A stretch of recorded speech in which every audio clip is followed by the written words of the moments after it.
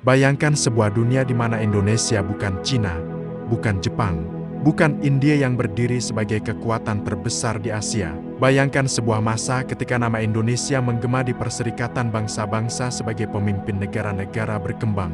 Ketika para pemimpin Afrika, Timur Tengah, hingga Amerika Latin memandang Jakarta sebagai pusat harapan dunia ketiga. Bayangkan sebuah masa ketika negara ini memiliki kekuatan militer terbesar di belahan bumi selatan. Armada udara yang ditakuti, kapal perang raksasa, rudal-rudal balistik Soviet, dan garis politik yang membuat Washington maupun Moskow sama-sama gelisah. Pertama, Indonesia 1960-an, raksasa yang baru terbangun tahun 1960-an adalah masa paling eksplosif dalam sejarah Indonesia. Di bawah kepemimpinan NIR Soekarno, Indonesia bukan sekadar negara muda yang baru merdeka tetapi kekuatan politik global. Faktanya, pada 1964, Indonesia adalah negara dengan populasi terbesar kelima di dunia. GDP Indonesia menyalip banyak negara Asia yang kini maju, seperti Korea Selatan. Indonesia menguasai jalur laut tersibuk di dunia, Selat Malaka, Laut Jawa, dan Selat Sunda. Indonesia adalah negara dengan sumber daya alam paling strategis di antara negara berkembang, minyak, gas, emas, timah, dan laut. Di meja internasional, Soekarno tampil sebagai salah satu pemimpin paling dominan. Ia disegani oleh dunia barat, dihormati oleh Afrika, dan diidamkan oleh Blok Timur. Pada Konferensi Asia Afrika 1955, Soekarno menegaskan kalimat legendarisnya, "Dunia harus mendengar suara kami." Dan dunia memang mendengarnya. Kedua, kedikdayaan militer Indonesia terbesar di belahan selatan inilah fakta yang mengejutkan banyak generasi muda Indonesia. Indonesia pernah memiliki kekuatan militer terbesar di belahan bumi selatan. Bukan retorika ini data resmi. A. Angkatan udara terkuat di Asia Tenggara 26 pembom strategis. Tupolev Tu-16 kapasitas bom 9 ton. Jet MiG-15, MiG-17, MiG-19, dan MiG-21 Fishbed jet tempur paling modern Soviet. Radar jarak jauh yang dibangun oleh insinyur Polandia dan Soviet. CIA menulis laporan tahun 1965 berjudul, Indonesian Air Force is the strongest in Southeast Asia. B. Angkatan Laut Indonesia yang mengguncang dunia kapal penjelajah raksasa Kri Irian X Orjonikidze yang setara kapal perang Uni Soviet. 12 kapal selam-nas kelas Wesky. Ratusan kapal cepat torpedo dan fregat. Kri Irian menjadi simbol bahwa Indonesia bukan negara biasa. Bahkan Australia menuliskan dalam laporan militernya, Indonesia today has the power to project its navy deep into Australian waters. C. Latihan militer dengan Soviet. Fakta mengejutkan. Ribuan teknisi Indonesia dikirim belajar ke Moskow. Pilot-pilot Indonesia dilatih oleh pilot tempur legendaris Soviet di pangkalan Vladivostok. Ketiga, propaganda Barat. Indonesia dianggap terlalu kuat pada 1960-an. Dunia terbagi menjadi dua, Amerika Serikat kapitalis, Uni Soviet komunis. Indonesia tidak memilih salah satu. Indonesia memilih jalan sendiri. Soekarno menyebutnya, berdiri di atas kaki sendiri berdikari. Karena itulah, Washington dan London ketakutan. CIA mencatat bahwa Indonesia berpotensi menjadi pemimpin negara-negara non-blok. Menjadi negara dengan kekuatan militer dan populasi strategis, menguasai jalur laut internasional. Dan yang paling mengkhawatirkan, Indonesia terlalu dekat dengan Uni Soviet dan RRT. Soekarno pernah menegaskan, Amerika, jangan coba-coba bermain di negeri ini. Pidato itu menggemparkan dunia. Keempat, proyek raksasa Indonesia, jalan ke superpower. Operasi Trikora, membebaskan Irian Barat. Soekarno meluncurkan operasi militer terbesar di Asia Tenggara setelah Perang Korea. Faktanya, 50.000 pasukan dikerahkan. Uni Soviet memberikan dukungan penuh. Amerika Serikat terpaksa memaksa Belanda mundur untuk menghindari perang besar. Kemenangan ini membuat Indonesia terlihat seperti kekuatan yang tak terbendung. B. Poros Jakarta-Peking Pyongyang. Hanoi Soekarno membangun poros politik baru di Asia. Cina, Mao Zedong, Korea Utara, Kim Il-sung, Vietnam Utara, Ho Chi Minh, 4 negara revolusioner dan Indonesia memimpin. C. Indonesia keluar dari PBB. Inilah yang membuat dunia terkejut. Tahun 1965, Indonesia keluar dari PBB. Mengapa? Karena Malaysia terpilih sebagai anggota tidak tetap di PBB. Soekarno menganggap itu penghinaan terhadap Indonesia. Indonesia kemudian mendirikan organisasi tandingan. Conference of the New Emerging Forces CONFO. Gedung megah berdiri di Senayan, sekarang gedung DPR atau MPR RI. Tujuan CONFO menyatukan negara-negara berkembang, membuang dominasi Barat, menciptakan tatanan dunia baru. Fakta lapangan, 51 negara siap bergabung. Cina mendukung penuh. Uni Soviet setuju memasok dana. Jika CONFO berhasil, Indonesia bisa menjadi pemimpin global dunia ketiga.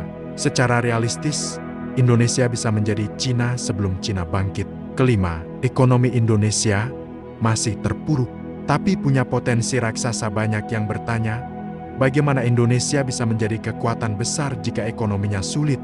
Jawabannya, karena ekonomi bukan satu-satunya faktor kekuatan negara. Indonesia punya populasi besar, letak strategis dunia, kekayaan alam luar biasa, militer raksasa. Uni Soviet bahkan menyatakan bahwa Indonesia adalah sekutu paling potensial di Asia. Jika Indonesia berhasil mengeksekusi industrialisasi seperti Korea Selatan, maka prediksi analis geopolitik benar, Indonesia akan menjadi kekuatan terbesar di Asia pada tahun ke-2006. Kemunduran yang mendadak, runtuhnya semua dalam hitungan tahun. Banyak sejarawan menyebut periode ini sebagai The Great Geopolitical Reversal of Southeast Asia, karena dalam waktu yang sangat singkat, program militer dihentikan, hubungan dengan Soviet memburuk, CONFO runtuh, ribuan perwira kehilangan jabatan, proyek strategis dibatalkan, ekonomi kolaps. Pengaruh Indonesia di dunia merosot tajam, negara yang hampir menjadi kekuatan Asia tiba-tiba hilang dari peta kekuatan global. Ketujuh, apa yang seharusnya terjadi jika Indonesia tidak runtuh? Sejarawan seperti Russ McVeigh, Benedict Anderson, dan John Rusa sepakat, jika Indonesia mempertahankan jalurnya di awal 1960-an, maka Asia hari ini akan dipimpin oleh Cina dan Indonesia. Bayangkan peta dunia hari ini jika Indonesia tidak runtuh.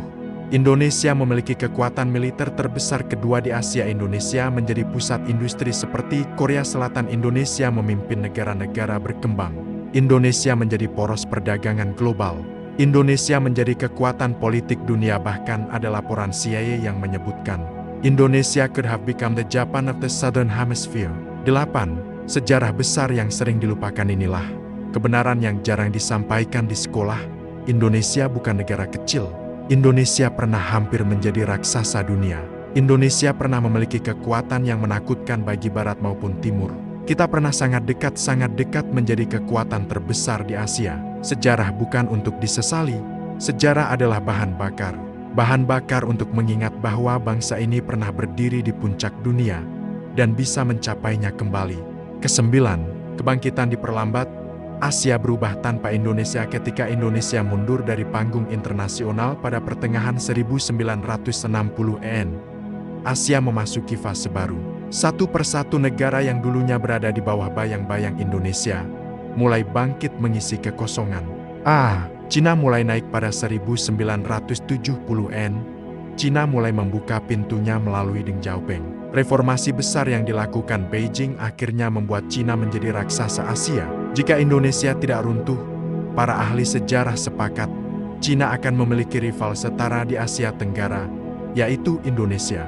Namun kenyataannya, bangkitnya Cina tidak dibarengi kebangkitan Indonesia. B. Jepang melaju tanpa saingan. Di saat Indonesia terpecah dengan peralihan kekuasaan, Jepang justru melesat menjadi kekuatan ekonomi terbesar di Asia. Fakta menarik, pada 1958, hanya 13 tahun setelah Perang Dunia Kedua berakhir, Jepang justru memandang Indonesia sebagai mitra strategis masa depan. Jepang menganggap Indonesia sebagai pasar besar dan calon raksasa ekonomi. Namun, gejolak politik membuat hubungan ekonomi strategis itu tidak berkembang maksimal. C. Korea Selatan yang dulu lebih miskin dari Indonesia. Inilah fakta paling sering mengejutkan generasi masa kini. Pada 1960, GDP per kapita Korea Selatan lebih rendah daripada Indonesia. Pada 1960, industri Indonesia lebih besar dari Korea Selatan. Pada 1964, Indonesia sudah punya pabrik pesawat kecil. Korea belum. Pada 1965, Indonesia sudah punya kapal perang raksasa. Korea tidak. Namun, setelah Indonesia mundur dari panggung global, Korea Selatan justru melesat dengan dukungan Amerika Serikat. Jika Indonesia melanjutkan pembangunan militernya, para sejarawan menyatakan, Korea Selatan tidak akan menjadi mercusuar Asia Timur. Indonesia lah yang punya peluang lebih besar. 10. Misteri besar yang ditutupi, kenapa Indonesia dianggap ancaman. Dalam dokumen CIA yang baru dideklasifikasi tahun 2017, ada sebuah halaman menarik berjudul, Indonesia as a Regional Hegemon. Indonesia sebagai penguasa kawasan. Dokumen tersebut berisi analisis bahwa Indonesia memiliki pengaruh politik yang sangat besar, menguasai jalur laut internasional, memimpin blok negara non-blok, dan terlalu dekat dengan kekuatan komunisme. Ada sebuah kalimat yang sangat tajam, jika Indonesia bersatu dan dipimpin secara kuat, maka ia menjadi ancaman terbesar bagi kekuatan Barat di Asia Tenggara. Kalimat ini menunjukkan betapa dunia memandang Indonesia sebagai kekuatan raksasa bahkan sebelum Indonesia sendiri meyakininya. Ke-11, kebangkitan yang terhenti, proyek-proyek besar yang tak pernah selesai. Jika kita menelusuri peta modern Indonesia, kita akan menemukan lusinan proyek raksasa peninggalan era Soekarno yang tidak pernah diselesaikan. Sebagian di antaranya sebenarnya dirancang untuk membentuk Indonesia sebagai kekuatan besar Asia. Monumen Nasional Monas dirancang sebagai simbol kebangkitan Nusantara. Bukan sekadar tugu, tetapi deklarasi bahwa Indonesia akan memimpin dunia ketiga. B. Gelora Bung Karno. Bukan hanya stadion olahraga, ini adalah monumen diplomasi. Pada masanya, GBK adalah stadion terbesar kedua di dunia. Tidak banyak yang tahu bahwa GBK dibangun atas bantuan insinyur Soviet, lengkap dengan kren raksasa yang masih digunakan hingga hari ini. C. Proyek industri militer. Indonesia punya rencana membangun pabrik pesawat, produksi kapal selam lokal, dan teknologi peluru kendali dengan bantuan Soviet. Namun semuanya berhenti ketika dinamika politik berubah. Ke-12. Mudahnya Indonesia runtuh. Kapan TEPATNYA raksasa itu jatuh?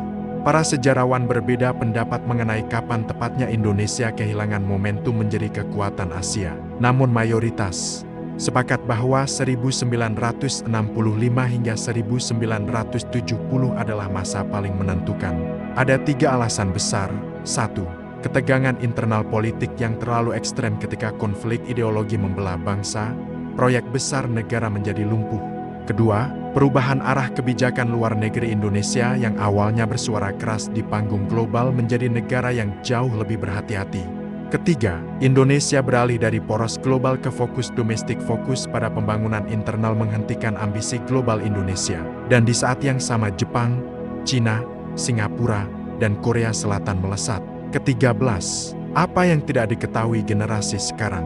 Indonesia masih ditakuti meskipun momentum 1960-an hilang. Hingga saat ini ada fakta menarik, Indonesia masih dianggap negara paling berpengaruh di Asia Tenggara.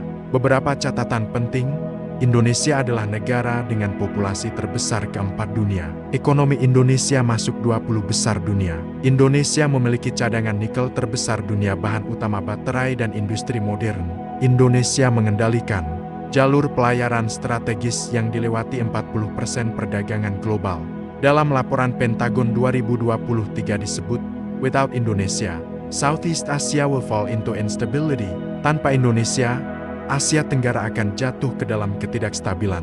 Artinya, meskipun Indonesia tidak menjadi superpower seperti Cina, dunia tetap mengakui kekuatan geopolitik Indonesia.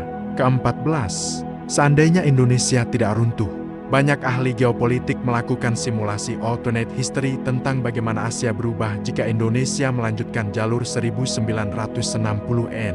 Hampir semua hasilnya menunjukkan Indonesia menjadi kekuatan global, memiliki teknologi militer canggih, memimpin negara-negara berkembang, dan menjadi pusat diplomasi Asia. Beberapa prediksi menyebut Indonesia bisa menyaingi Jepang pada tahun 1990, mengalahkan ekonomi Korea Selatan, bahkan mungkin memimpin ASEAN sejak awal.